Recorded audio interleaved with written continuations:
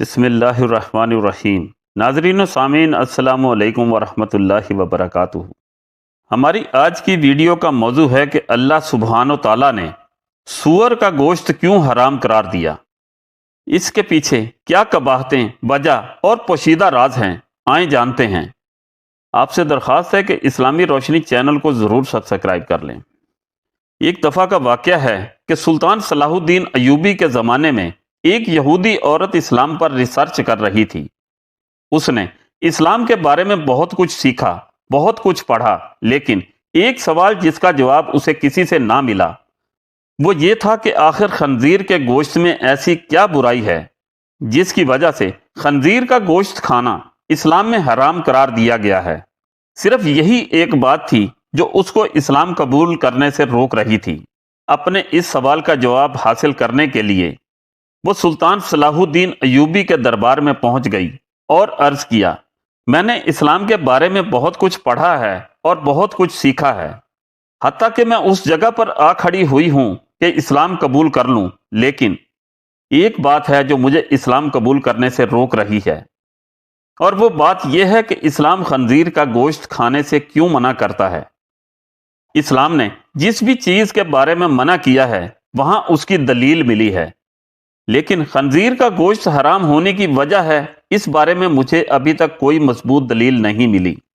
میں نے بائبل کو پڑھا تو بائبل میں بھی خنزیر کا گوشت کھانے سے منع نہیں کیا گیا، لیکن اسلام کیوں منع کرتا ہے؟ آخر اس گوشت میں ایسی کیا خرابی ہے کہ اسلام اس کو کھانے سے منع کرتا ہے؟ سلطان صلاح الدین ایوبی نے اپنے ایک مشیر کو حکم دیا کہ بائبل کی وہ کتاب میرے پاس لے آؤ جو اپنی اصلی حالت میں موجود ہے۔ جب بائبل کی کتاب پیش کی گئی تو سلطان نے وہ حوالہ تلاش کر کے اس یہودی عورت کو دکھایا جہاں لکھا ہوا تھا کہ خنزیر کا گوشت کھانا منع ہے۔ خاتون نے حیران ہو کر کہا، یہ کیا بات ہوئی؟ میرے پاس جو کتاب ہے اس میں تو لکھا ہوا ہے کہ خنزیر کا گوشت کھانا منع نہیں۔ یہ سن کر سلطان نے جواب دیا، مجھے ترس آتا ہے تمہارے ان لکھاریوں پر جنہوں نے اپنی عیاشیوں کے لیے اس پاک کتاب کو اپنے لفظوں سے تبدیل کر دیا ہے۔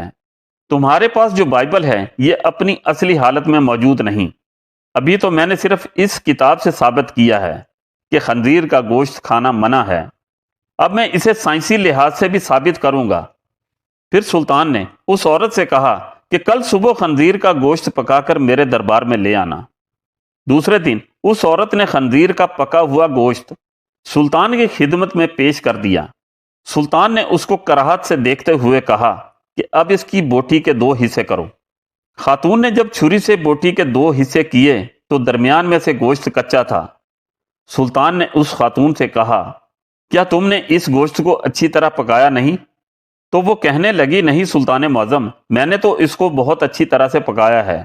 تو سلطان نے کہا کہ اب تمہاری سمجھ میں یہ بات آ گئی ہوگی کہ یہ حرام گوشت اسے جتنی بھی اچھی طرح پکایا جائے یہ درمیان میں کچا رہ جاتا ہے، اور جب یہ تمہارے پیٹ کے اندر جائے تو بہت سی بیماریوں کا سبب بنتا ہے۔ دوسری بات یہ کہ سور جس جگہ رہتا ہے یہ اپنے ارد گرد کی تمام گندگی حتیٰ کہ انسانوں کی گندگی کو بھی کھا جاتا ہے۔ اس کی خوراک بہت ہی غلیظ ہوتی ہے، اس حوالے سے وہ غلاظت اس کے گوشت میں بھی شامل ہوتی ہے جو بذات خود بیماریوں کا منبع ہے۔ تیسری بات کہ جب سور کی مادہ کسی دوسرے سور کے ساتھ جنسی تعلق قائم کرتی ہے تو یہ اسے دیکھ کر خوش ہوتا ہے اور فخر محسوس کرتا ہے، اور یہ بغیرتی کی خصلت اس کے گوشت میں بھی پائی جاتی ہے، اور اس کا گوشت کھانے والا بھی انہی صفات کا حامل ہوتا ہے کہ اپنی عورتوں کو دوسروں کے حوالے کر کے خوش ہوتا ہے اور فخر محسوس کرتا ہے۔ یہ واحد جانور ہے جس میں اتنی غلاظت اور بے شرمی بھری ہوئی ہے۔ جب آپ ایسے جانور کا گوشت کھائیں گے جس کی بنیاد غلاظت سے بھری ہوئی ہو تو وہ آپ کو کیا فائدہ دے گا؟ یہ بات سن کر وہ یہودی عورت سلطان صلاح الدین ایوبی کے سامنے جھک گئی اور کہا، سلطان معظم، اب آپ ہی مجھے کلمہ پڑھائیں۔ سلطان صلاح الدین ایوبی نے اس عورت کو کلمہ پڑھایا اور تمام دربار اللہ اکبر کے بلند نعروں سے گونج اٹھا۔ سبحان اللہ۔ چینل کو ضرور سبسکرائب کر لیں۔